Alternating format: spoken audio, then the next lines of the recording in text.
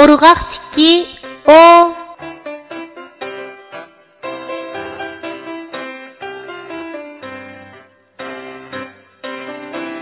Bu harfning talaffuz qilinishi bundoq.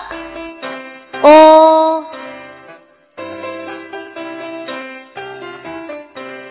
Endi bu harfni o'z ichiga olgan misollarni ko'rib o'tamiz. O'ning ayrim shakli. Misol o'q. O'ning ayrim shakli. Misol do'ppa. O'ning ayg'idan olingan shakli. Misol toz. O'ning ayg'idan olingan shakli. Misol radio.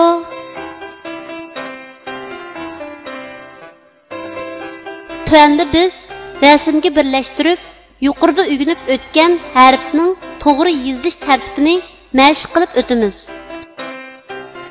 O harfining ayrim shaklining yozilish tartibi.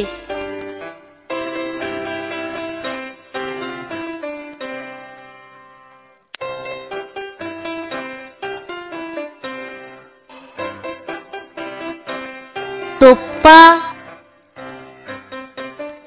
O harfining ayrim shaklining yozilish tartibi.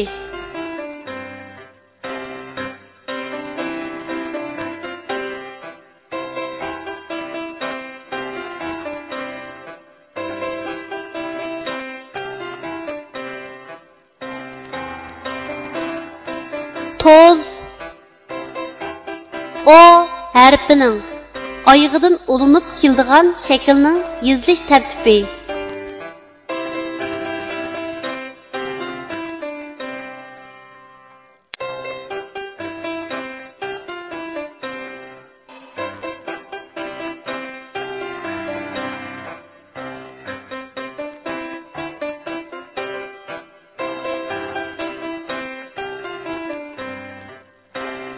Radio.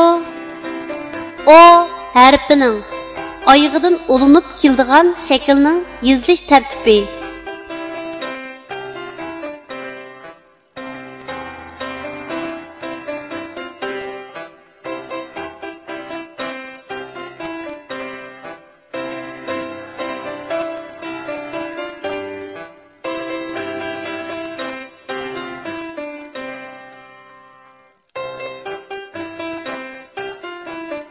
Kichik do'stlar, tuandagi so'zlarni menga aytib o'qinglar.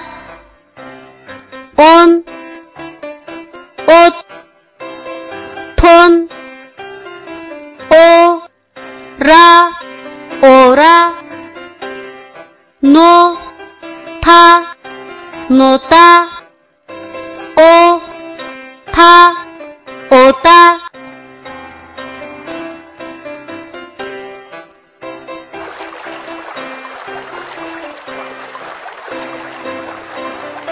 İki oğlak.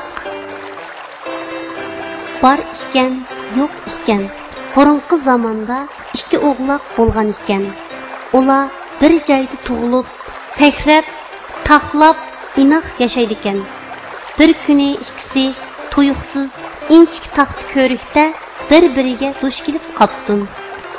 Qara oğlak oq oğlaqqa "Menga yo'l ber" debdi. Oq oğlaq "Yo'q, sen menga yo'l ber" debdi. Shuning bilan ikkisi bir-biriga zadil yo'l bermay usishibdi. Taqishib, oxiri har ikkisi suvga tikmollab tushibdi.